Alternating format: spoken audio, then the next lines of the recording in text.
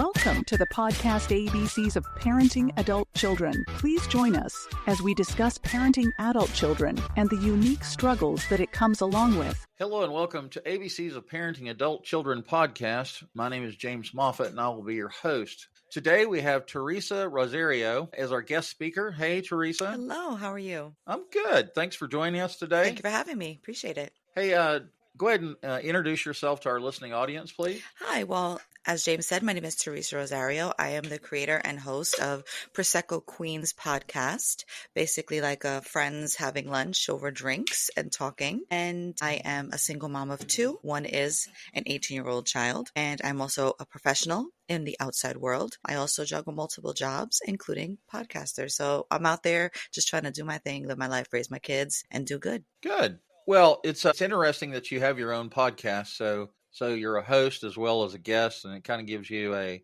three-dimensional panoramic view of everything that's going on both sides of the microphone, Agreed. which is great. Yeah, definitely. I have two podcasts as a host, so I have decided that it consumes up enough of my free time that I don't need to be a guest. I'll just stick to hosting. And I can imagine. I decided to start being a guest when I was looking at different ways because my podcast is growing. I've been doing it since 2022, Sure. And it helps get the word out there about it, gets people to know you as well on a different spectrum than just as the host. And for me, it's been really a good learning experience as well to be on different subjected podcasts and also as well to just put myself out there a little bit. It's very cathartic as well. Sure. That's a big word. What does that mean? Well, it's like comforting. Is that therapeutic? You got it. Therapeutic, comforting. Okay. Healing, really. I've heard the word before, but I don't think I've ever used it myself. It's not one you would necessarily, it's not one you would use in everyday content. Right. So for the listening audience or the viewing audience, hopefully you're on Spotify and you're actually looking at the video. I'm using Riverside for the first time to record this podcast episode. And we are both part of the Podmatch podcasting network out of Florida, Orlando, Florida, I believe. And so there's a lot of podcasting subject matter experts, and they've been doing podcasting a long time. And so they give us a lot of pro tips on lighting and audio and video and how to use our editor and all of that stuff. So everybody in this podcast episode is a guinea pig starting now. Wouldn't be the first time. So anyway, I'm good. There you go. So, well, I'm hoping that it's going to increase the quality and quantity of the podcast as well. So, I'm always looking for ways to make my life easier. And I'm also looking for ways to increase the quality of the audio and video for the listening audience. Agreed. Or the viewing or the video. Same here. Yep. So, ABCs of Parenting Adult Children, we have a private support group on Facebook for parents. And if you go to facebook.com/groups/tough love, that'll take you straight to it. You just ask to join, and all you have to do is answer 3 questions, and voila, you're in like magic. And it's private. Everybody on Facebook can see the group, but they can't see what's in the group or who's in the group or any of the conversations, because we keep the conversations highly confidential, because we want people to feel safe. And you can also post anonymously there if you need to. And so we started it in 2015, and we had 2 teenagers back at that point. And I asked my wife, I said, hey, our teenagers were giving us a run for the money, and let's see if there's other parents out there that are dealing with these kind of issues. And we started out with 10 members, and now we're up to 1,600, something like that. That's wonderful. That's so amazing. A ton of people in there. And so I was like, hey, let's add a new audio video, a new, what's the word I'm looking for? Component? Piece. There you go. A new component. Yeah. I wanted to add this for parents. I know a lot of people like to listen to podcasts when they're driving to and from work, going to school, to the gym, whatever. And so I wanted to have something that people could keep their eyes on the road and still listen to the podcast episodes, and they're going to get this, a lot of the same content or maybe even better content, because a lot of these guests are not a part of our online community, right? Well, right. Then that's amazing, because I didn't know about that either. Yeah, the podcast is part of the online community. So I just wanted it to enhance what the parents that are in the online community on Facebook, I wanted to enhance. And I also started a Reddit subreddit called Parenting Adult Children. We have like 149 members there. I'm not getting hardly any engagement. I've gotten just a little bit of engagement on there, and so that's better than nothing. But so I have several social media portals for parents to join. So anyway, that's what we're all about. And we want to provide our vision, or my vision and mission statement is to help parents who are parenting teenagers, anywhere from between 12 years of age up to 40, right? So it's a wide swath of age group. It's a large age group. And so I would say 99.9% of the people that are listening to this podcast are either, parents of teenagers, preteens, or, 18 to 26 adults and beyond. And we have a lot of recurring themes like boundaries, like failure to launch, like addictions, and all sorts of things. So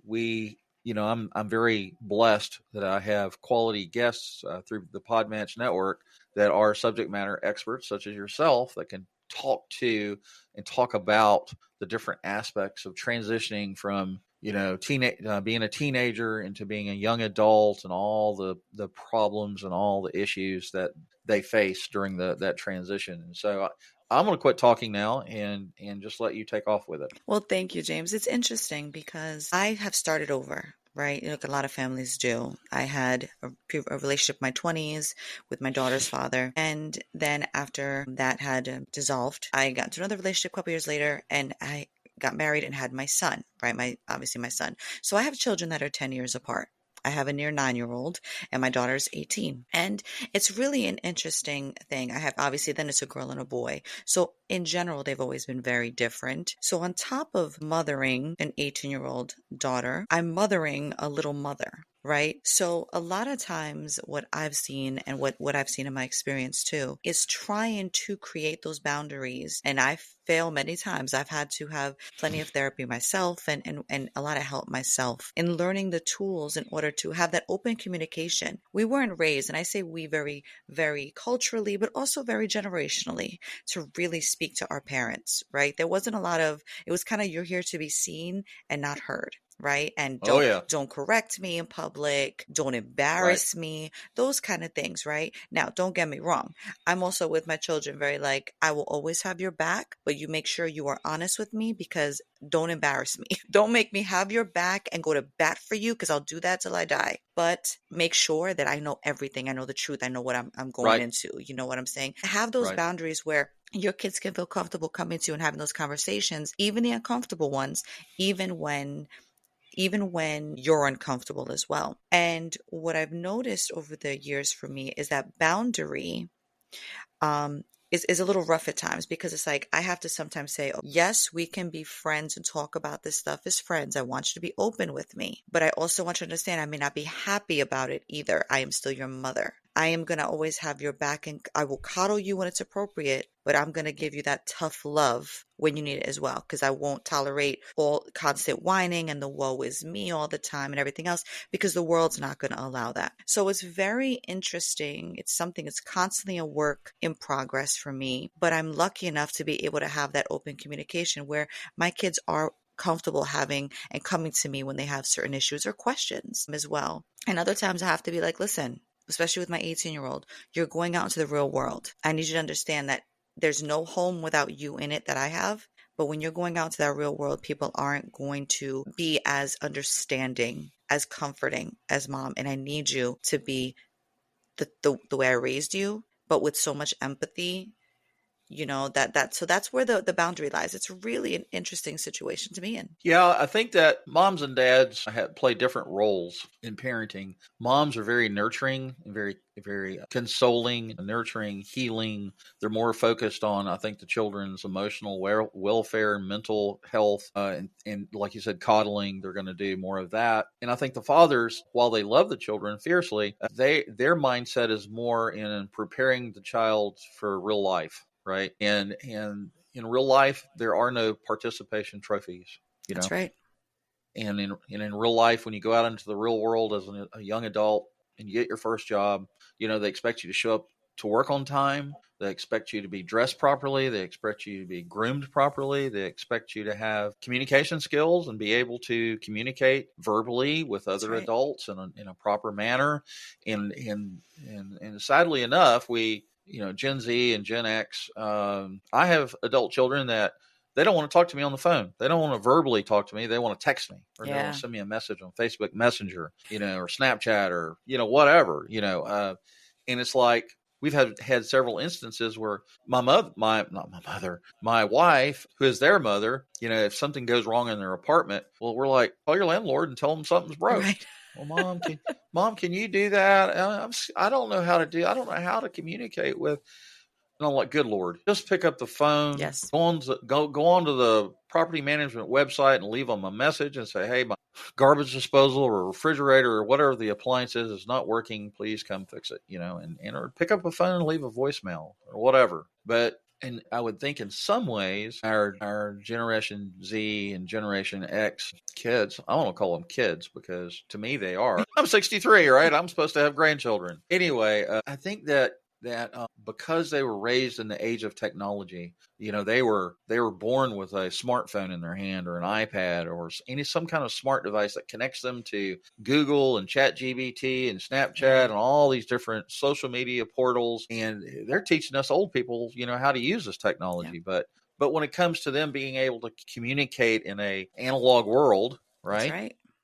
Person to person, they sometimes lack those skills. And so in that sense, the technology has kind of crippled them when it comes to interpersonal communications with not only, their parents, but also, with their peers and with teachers and coaches and, anyway. It's true because I actually, I'm in my 40s, I'm a cross between Gen X and millennial. Like that last line of the first line of millennial and the last line of Gen X, right? And so my daughter is Gen Z, my son is Gen Alpha. I thought that was crazy. I just learned that recently. I didn't know what that even meant. Gen what? Gen Alpha. Like they almost Gen Alpha. Yes. Yeah, so anyone from 2016 and above is Gen Alpha, which I thought was so funny because I've never heard of that before. What's interesting is, my generation, Gen X, were the last generations to have absolutely no technology, like really, and then boom.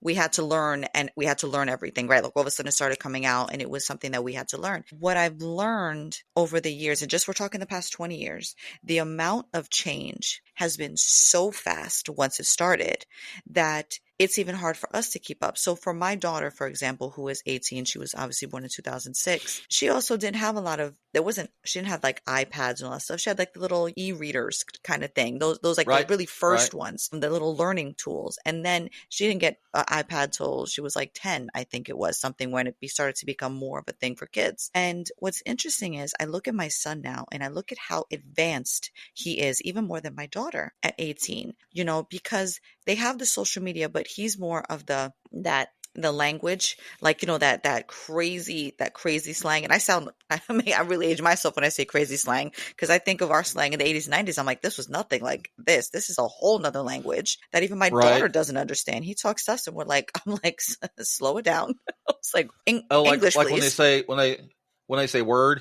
Well, word. They just walk up to you and say word or YOLO or. Well, those are a little more around us. So, but when things like they'll say something like, first of all, sometimes he'll call me bruh, which I think is hysterical. I'm like, excuse me. Right. No, I'm not bruh. I'm mom, or mommy, or it'll be that like something is sus, which to me, obviously sounds normal. Like I would understand something is sus, but it's not a normal language. And there's like 15 other things he'll come out and he'll say, and I'll go and have a conversation with his friends. And I'm thinking, was that a sentence? Right. The problem with this is when he's out with his friends, and this is my daughter's generation as well, as to your point, they have a lot harder of a time communicating face to face as they do over the Fortnite, over the tablet, the Facebook Messenger, all those things that they're on, they're able to have no problem talking. I've worked with a lot of Gen Z. I also have my daughter who's a Gen Z and was raised, and a lot of her friends. And there are times that I'm like, you're in the same room together. Why are you not even looking at each other?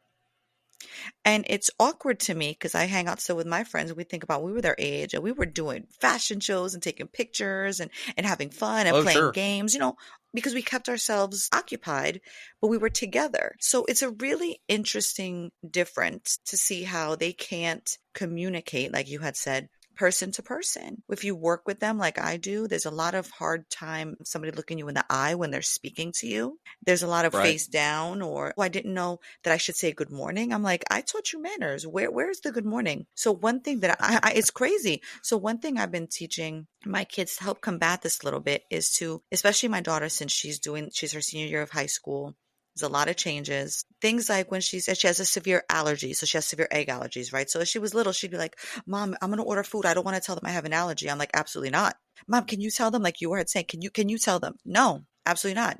I'm not going to be with you everywhere you go for the rest of your life. Right. You need to speak up or you will get sick, right? It's things like You that. need to be an advocate, your own Advocate. When you are in the hospital, God forbid, Right. or you are driving and get pulled over, whatever the case may be, you need to be your own advocate. Yes, like I said, I will be your ride or die, but I can't be there for you in every situation, and I can't be your voice. When she has to send emails to schools, to recruiters, to whoever it is, to teachers. Mom, what should I say? Absolutely not. You say it. You can read it back to me. We can correct it together. I can tell you. We can talk Sure. about tone, but it's not my job anymore, unless God forbid there's something wrong with you to do that. Right. This is on you. Right. And I think that's a big disconnect. I think sometimes there's too much gentle parenting, and then the kids Right. are raised with, well, I don't know how to do anything, versus there's got to be a boundary between that tough love, got to get you out of the nest the right way, versus Right. I can still coddle you and be a gentle parent.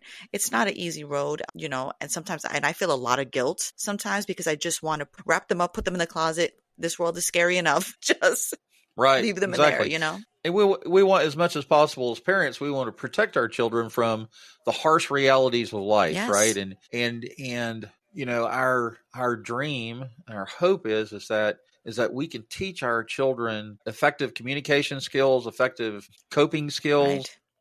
etiquette, all of the things that will help them to be successful in real life. And we want to be transparent as possible with them and let them know, hey, when I was 26 years old or whatever age, my 20s, I was a dumpster fire. Well, what do you mean? I was a dumpster fire. right. I was, I did have good communication skills because I was taught that. I knew how to read. I knew how to write.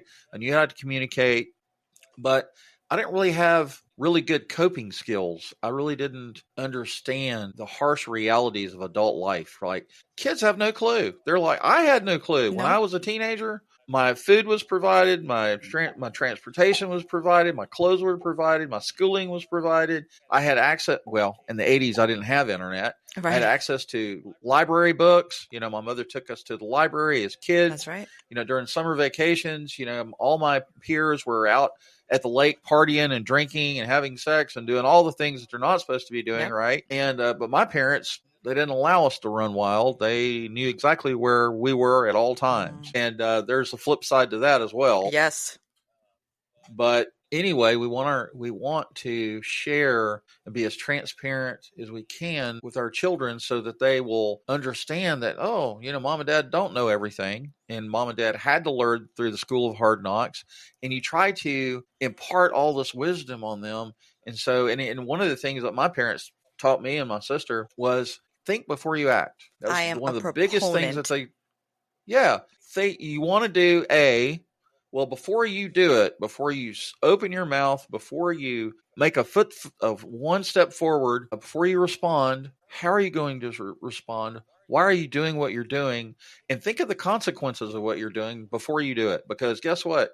If you don't think about it and you just go off half cocked, you're gonna step into it and you're gonna be like, oh shit. Yep. Now I'm in a mess and I don't know how to get out of it. That's right. And you could change your life forever. One decision without thinking could change your life absolutely forever. That's right. One felony arrest, one drunk driving charge, one theft charge.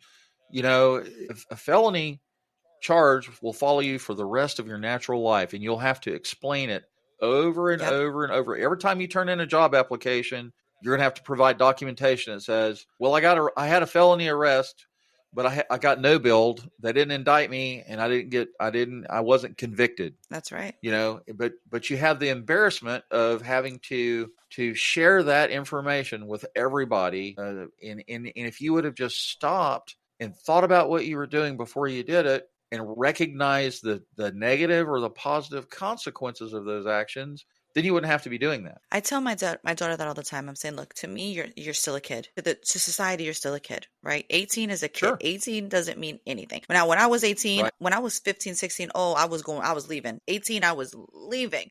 I couldn't take it anymore. Me too. I I grew up in Right. Catholic school. I grew up in the Bronx. I had very, very, very strict parents. My mother was really the strict one and the hammer down one, right? But when I was in my teen years, everything you're talking about, I would run wild because I was rebellious, right? My daughter's Right. because I was raising myself. I didn't have that stability that I felt that I needed or the trust in my parents. Right.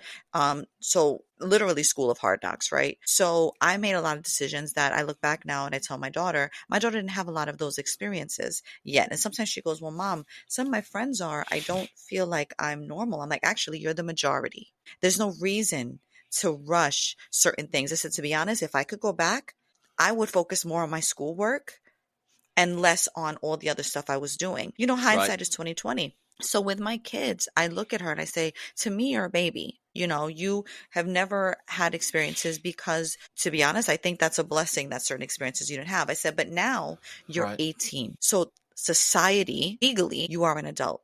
See, before that, when you're 17, it's like, technically, even though your brain at 18 until you're 25 is not developed yet fully, it doesn't matter. Legally, you Right. do something wrong, anything wrong, you can have a conviction. When you're 17 and Right. under, they close it. It's a closed thing. It's, whatever, you don't see it again. It's juvie. I said, now anything you do at 18 and up will follow you Right. for the rest of your life. So just a split second before making any decision, say, can this change my life? What can happen? I mean, it takes a split second, right? Give yourself 2 seconds, 3 seconds, Sure. just to say, you know what? This is not for me. Or I say the same thing with driving. I'm like, when you're at that red light and it turns green, give it a second or two. Just Right. because you don't know what's come flying through there, right? It's the same idea. A split second can literally change your life if you're just thinking ahead of time. And a lot of times that critical thinking is really lacking because it's this instant gratification all the time. Right. So there's no need for critical thinking. You want something, you have it in front of you, from food to drinks to Amazon to Walmart Plus to, your Fortnite. So Mhm. anything you want is immediately sent to you. And for us too, it's becoming almost too easy in a way to get the things that we want, instant gratification. We kind of forget about those critical thinking skills we need to realize even the depth of the changes that that have taken place in our society. Well, one of the dangers that our young people face, that we as parents faced, is alcohol and drugs, Mm-hmm. and mind altering chemicals that impair us and keep us from making great decisions and good decisions. right. And you get drunk, or you're high, or you're taking some, God forbid, whatever kind of drug that you're taking. And we tell our children, do not do drugs, do not drink. Especially don't drink to access. Mm-hmm. And when our young adults, and we see it around us all the time, we see adults that are, we work with people in our jobs that are full functioning alcoholics, Purely. right? Yep. And they mask a lot of that because they know how to cope, and they know how to communicate and carry on in such a fashion that you don't really, unless you're an alcoholic yourself, you probably don't even know that they have that problem. The problem with drugs and drinking is that it's a mind altering substance that impairs you and keeps you from making great decisions. Yes. And good decisions, and you're not able to think clearly. That's And so right. that's why we always tell our kids, no to drugs, no to drinking. That's right. Don't practice. Don't a behavioral pattern that's going to impact you for the rest of your life. Agreed. Right. Agreed. Again, as a teenager, we all, again, it was a different time also. We all tried different things. A lot of times what I've noticed, maybe it's just, my daughter's friends and stuff. And actually a lot of it, I'll be honest with you, started since COVID. A big part of it was that separation from COVID, where people couldn't be together, right? To me, Right. I saw that it was twofold. One, I found out that my soon-to-be ex-husband was an alcoholic.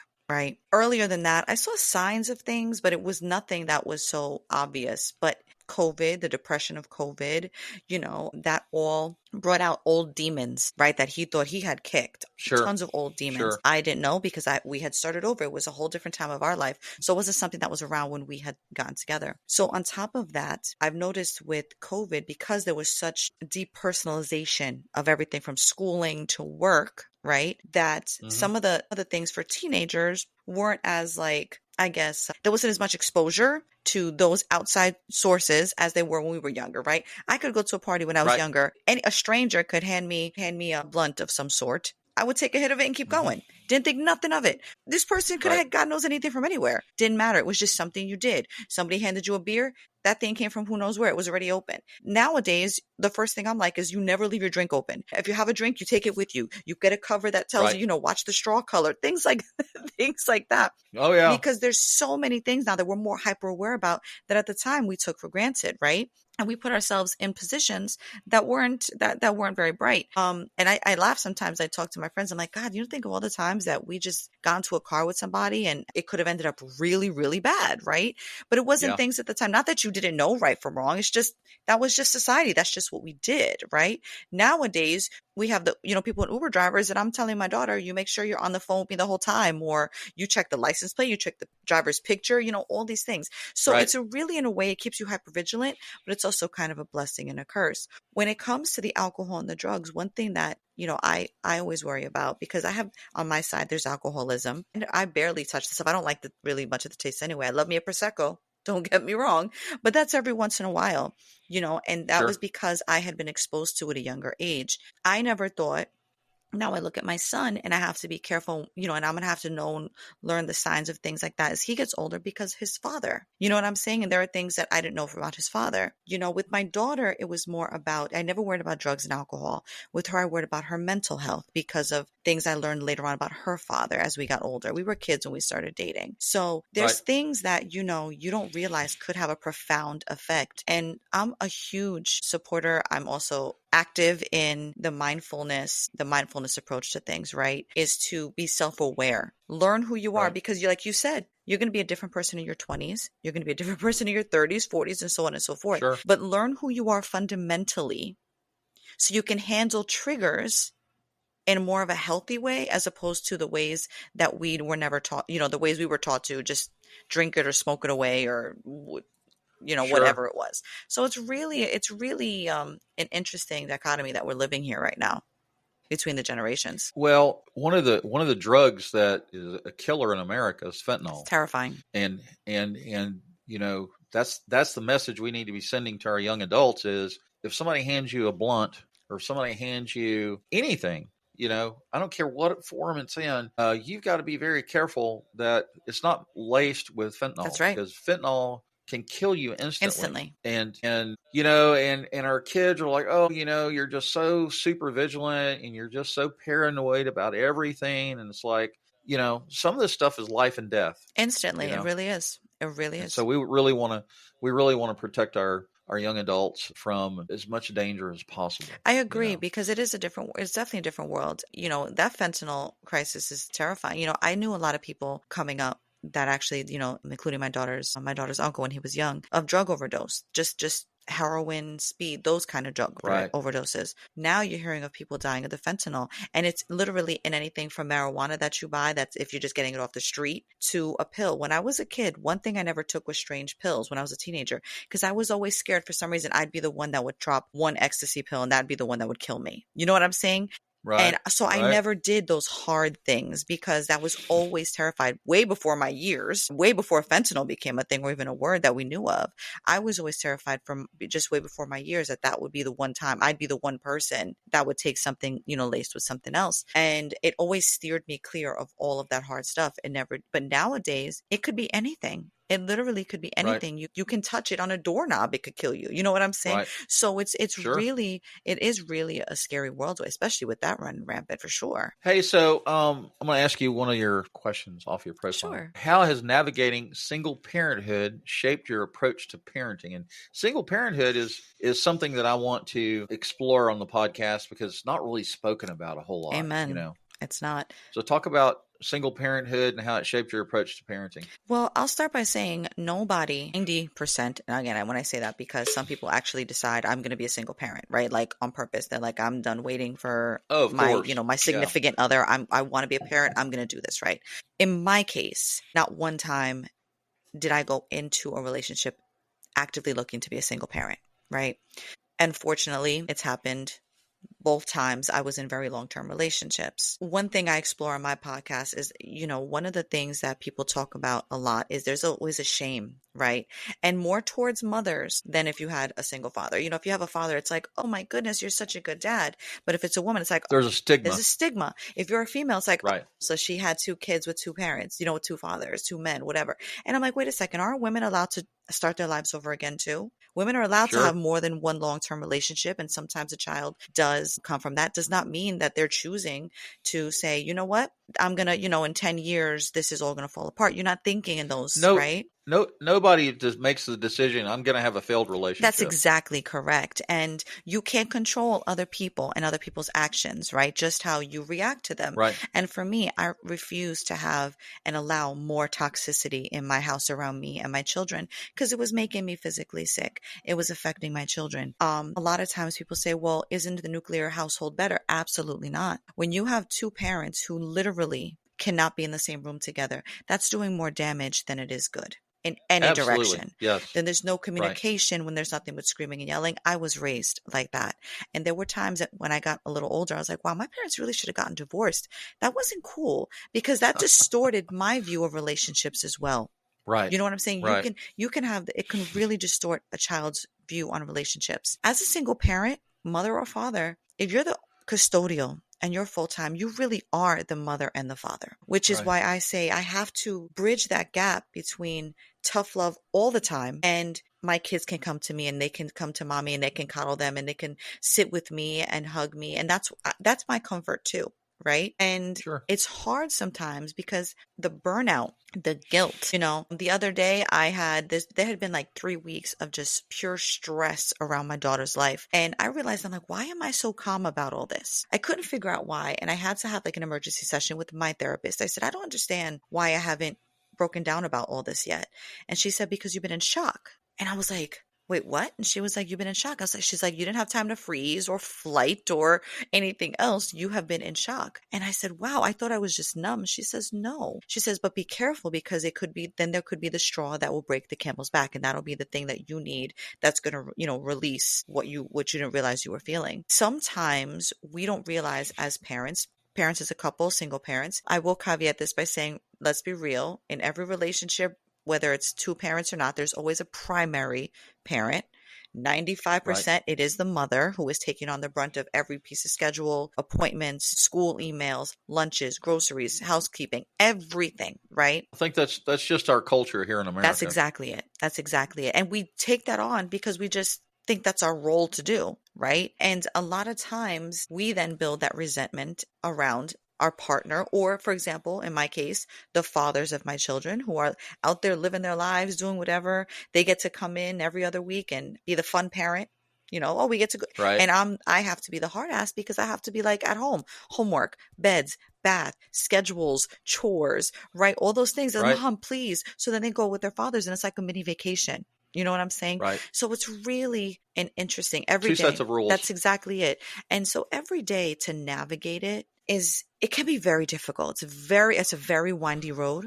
We have things thrown at us. It's exhausting. It's completely mentally and physically exhausting. If I can say the amount of times, right. I don't have trouble falling asleep. I pass out like if I am drunk. Staying asleep is the problem now at my age, but falling asleep. Right. I fall into bed. I thank God every night, okay, we're safe in our beds. Everybody's home. We're good. And then I pass out and then I'm up 3 hours later, like, what are the 17 things I have to do today? And I'm like, you still have 4 hours sleep, go to bed, So it is that road it's not easy. I wouldn't necessarily change it because I know at one point in my life, if God gives me life, I'm going to miss the craziness of it all. But right. there are times that it would help to have someone to kind of take away some of that stress a little bit. Yeah. Can you discuss pivotal relationship lessons relevant for parents of adults? Pivotal relationship lessons relevant for parents of adults. And I will say that one of the recurring themes of the podcast is transitions. Transitioning. Not only are teenagers transitioning into adults, but parents are transitioning from a parent-child relationship to that of a mentor. That's right. Right. And so both people in the equation are pivoting into a different transition. That's a good point. That's very interesting, especially when it comes, people don't realize, let me say it this way, how many transitions there are in parenthood. My mother will say the same thing. She's like, I'm in my 40s, my mother's in her 60s. And she's like, listen, I still worry about you and your sister every night that I go to bed. If I don't talk to you, whatever, she's like, you're still my babies regardless. Right. So there's always those transitions all the time. When your kid feels pain, doesn't matter how old you get and your kids get, you're going to feel that pain, and you don't want pain for your children. Right. And you would take it away if you could. I think part of the transition, or part of the pivotal moments in transition, is I'm learning that, again, it comes down to certain boundaries. For example, with my daughter, my son obviously is little, so I want him to just feel comfortable coming to me and saying, Mom, I have a question, whether it's biological, right, psychological, whatever it is, that he can come to me and I can explain it to him without shame, because that's a huge one. We cannot shame our kids. We were so shamed. Everything was to be ashamed when you were growing up, right? Don't do this. You can be ashamed. Right. I don't want my kids to be ashamed to come to me and say, listen, I may have a problem. I may need help with something. I have a question about something. And then we can take the next steps for whatever that is. Right. For my daughter now at a certain age, I obviously want the same things for her, because I've been teaching her that. That's pretty funny, actually. Training her. I'd love to say that was the case for her entire life. But now at 18, and her looking into the next phase of her adult life, or her young adult life, I get to the point where I can now tell her certain things about when I was around the same age that I wouldn't have told her when she was younger. So, a lot of times they're like, oh, you don't understand me. I'm like, how could I not understand you? I was not only that age, I was worse. I was like, but I can now at your age tell you certain things for you to know that I can not only relate to you, I've been there, whatever it is. Relationships, school, sexuality, whatever it is, right? But in this particular world, we have to have more of an open mind, because there's a lot more things that come out because they have more access to things that we didn't, that we have to be, you will be very surprised some of the questions that get asked, but how you can relate them to your own upbringing, to your own life. So that's a big one for me, being able to let go of some of the ideas and the things I want her to know based off of me, for her to understand you're not alone. And actually, my dream for you is to do better, and you are doing better, right? Like, that's, I think, a parent's biggest dream, no matter what it is, through all the transitions, is to have and want your kids to do better than you did in all those areas of their life. So pivotal is definitely not just transitions. My other point of that about pivotal moments are for the parents. Understand you are going to need to grieve the moments before, the dreams you may have had before. That takes so much self-awareness and acceptance, and that's a really hard thing to do. For example, my daughter, I've been blessed. She's been amazing at school. She got into every college she wanted. She got tons of scholarship opportunities. And the past couple weeks, some other stuff came up that we realized we're going to have to go another way for a couple years before. And for me, I didn't realize I was going to have to grieve the fact I had finally started to accept she was going to be going off on her own in a way, right? I had finally started to come to grips with my baby's leaving the nest. I'm going to have to restructure me and my son's whole life. I'm going to have to accept the fact I can't see her every day. I started to finally come to grips with that. And now everything was flipped up on its head. And now I have to have an entirely different plan, and an instant plan, right? Because we're talking within the next couple months, right? Like a whole instant plan. Right. And so a part of that is me trying to not just accept as a mother that those plans have changed. I am now grieving all of the plans and the acceptance and the trauma that I had around that. I think we have to be more open-minded as parents, and we cannot be stuck in old mindsets. We have to evolve and change with our children through every phase of life. Well, and one of the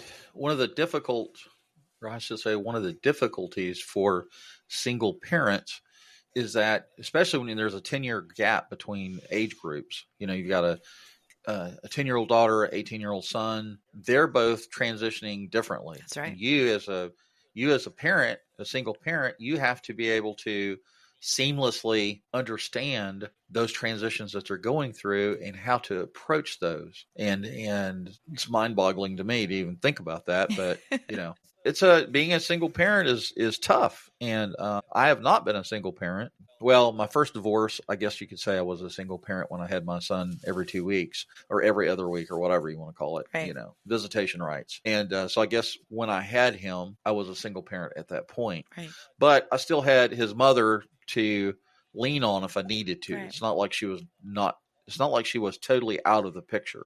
It was more of a case of she was more in the picture than I was, and I had to fight for my rights as a father to have visitation rights with my son. But that's a whole new story. And she did the heavy lifting, right? Because she was with him the whole time. Absolutely. Yeah. And she had the benefit of her living with her parents. So she had, my son, Jeremy, had his mother, he had his grandfather, he had his grandmother, he had his niece, or his aunt or whatever. I suck at genealogy, so I kind of get those. I get all of that wrong. But anyway, yeah. It's true. And it's really important to have a support system if you can.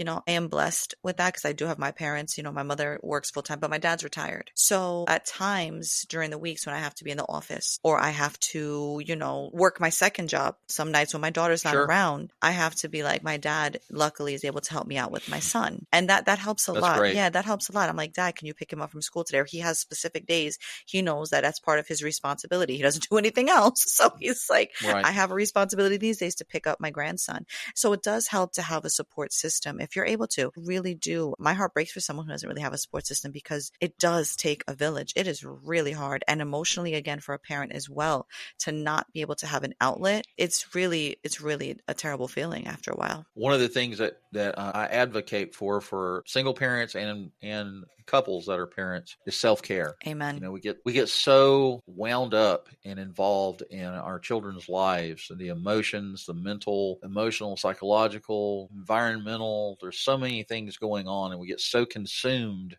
We can get very consumed with all of that, and if we don't set boundaries for ourselves as parents and find that support system or find a therapist or talk to your preacher, your pastor, pastoral care, or whatever shape, form, or fashion that self-care takes on, as parents, we need to recognize that we need that. And just to keep our sanity and to get centered, and to take a breath and be able to step back from the battle and the fight and go, okay, I need some me time. Yeah. I need to go to the bathroom and shut the door and read a book or listen to a podcast and not have somebody banging on the door. Leave me the hell alone. Right. I need some me time. That's right. I get it. And I'm such a huge proponent of that, huge advocate, because people hear self-care and they think one of two things. They think it's just a glass of tea if I'm lucky, or, it's a face mask at the end of the day. Don't get me wrong. I love those things. I think they're wonderful things. But as parents, also this happens in relationships as well. I talk about this a lot because it happened to me. We get so tied up in their identities, we lose our own. Right. I spent 20 plus years of my life. Actually, I say my whole life because I didn't know who I was as a kid either. And I went through a lot of identity crises, I guess, as a kid too. But it took me nearly 40 years before, even as I got to my 40s, to start to learn who I am, how to use my voice, how to take care of myself, right? You cannot be a helpful parent in the way you should be if you are not taking care of yourself first. We get to a certain age, we end up having to we worry about our parents, we worry about our kids, right? They call that sandwich generation, right? Where your parents are getting older and you're having constantly to worry about, okay, are they going to fall? Are they okay at home? Are they working and driving? All these things. And then you got kids doing the same stuff. Now they're home by themselves, or they're driving, you are stuck in this area where you will completely lose yourself. And self-care, like you said, means taking time, whatever that looks like for you, and clearing your mind, grounding yourself. I'm a huge advocate for going outside into nature if you can. Ground yourself with nature. Some people say, oh, it's so kitschy. No, it's absolutely not. If it's reading your favorite book, if it is having a glass of tea in your favorite book when the kids go to bed, do that. If it's exercising, exercising is huge. Drinking your water, doing the things that we were not taught. We were taught that you were not successful unless you killed yourself. Killed yourself, right? But your job can replace you faster than your obituary comes out. You see what I'm saying? Yes. Absolutely. Yeah, you need to make sure you are taking care of you first, because mentally You can only handle but so much. Anybody can only handle but so much. And Right. eventually your body is going to follow that suit. So self-care is just utmost importance, no matter what that is for everybody. Yeah, we have to be self-aware, and we have to be aware of our mental health, our emotional health, our physical health. Like you said, drinking water, hydrating, eating the right foods, getting the right amount of exercise. You have to. Our kids consume so much of our energy and time, but you still, as an individual, you still need to practice self-care. And self-care is not a smarmy, schmarmy, Right. fuzzy wuzzy word. Right. Self-care is about just being an individual and taking care of yourself. That's what self-care is. Right. It's not some super pseudo psychological crutch. Right. It's take care of yourself so that you can take care of others. That's exactly it. My therapist just told me, again, I graduated from therapy like a year and a half ago, but every once in a while, you're like, you know what? I need to just have like a pick me up. Right.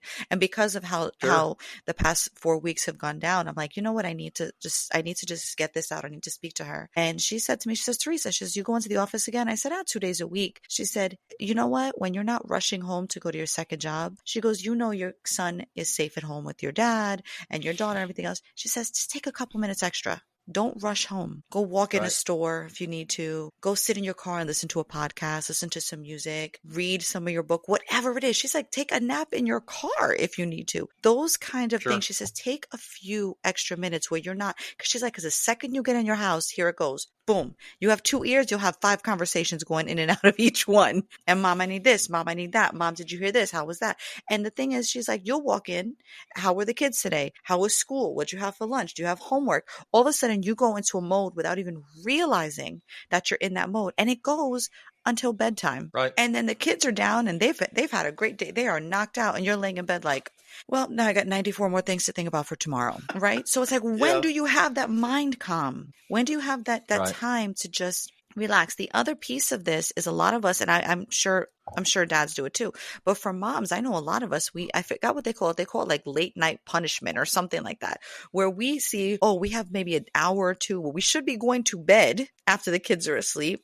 But we're like punishing ourselves because that's the only time of day that we have to ourselves. So that's where we're sitting and we're trying to get all this stuff done. And then we end up in bed way too late because now we're like, I want to watch this show, or I want to drink my tea. I want to read my book. I want to exercise. All this stuff that you try to squeeze in to like maybe an hour. And next thing you know, you're losing 4 hours sleep because it's the middle of the night. And you're like, sure, I have to work tomorrow and do this again. It's just a balancing act. It's all about finding a health balance in your life. Yeah. Right. Agreed. Okay. So I'm going to give you 3 minutes to give an elevator speech to single parents out there. What is your message to single parents that are listening to this podcast? Well, I'm going to start by saying it's not easy. Keep in mind, you're not alone. So many of us suffer in silence. We sit around and we say to ourselves, I can do this. I can do this. I can do this. Some people refuse help. There is no way you can be an advocate for your children, an advocate for yourself, the best healthy version of yourself without some type of help. I know that sounds easier said than done, but find a community. There's communities of parents out there who want to help others. Look in the schools, look in your churches, look in your community. Talk to other parents. I have a big issue with that. I am not, weirdly enough, I'm the best introverted extrovert you'll ever meet. So I can go outside and I'm very happy putting my headphones on, sitting on a bench and not talking to anybody. But other times I realize I have to say, you know what? If you need me, I'm here, because I'm hoping as well. Someone say, if you need me, I'm here. And I've been lucky enough every once in a while, especially with my son. I learned very differently with my son than my daughter. You just gain wisdom as you get older. Take the advice, heed the advice. You don't have to use it. You definitely don't have to use it, but make sure that you're listening to other points of view. Open your heart up, have that empathy. Understand that your children need you and the universe needs you. So as hard as it is sometimes to get up in the morning and say, here we go again. Get up in the morning and say, thank God I can do this again. Thank the universe, I can do this again. Again, I know it can sound kitschy, right? It can sound like, whatever, I'm just used to doing this. No. Every day that we are 6 feet above ground is a good day regardless. And we have to make sure that we are giving our kids the best chance, because the outside world is not doing that. They're trying to strip them away more and more and more every day. Let's take care of our well-being. Let's take care of our mental health.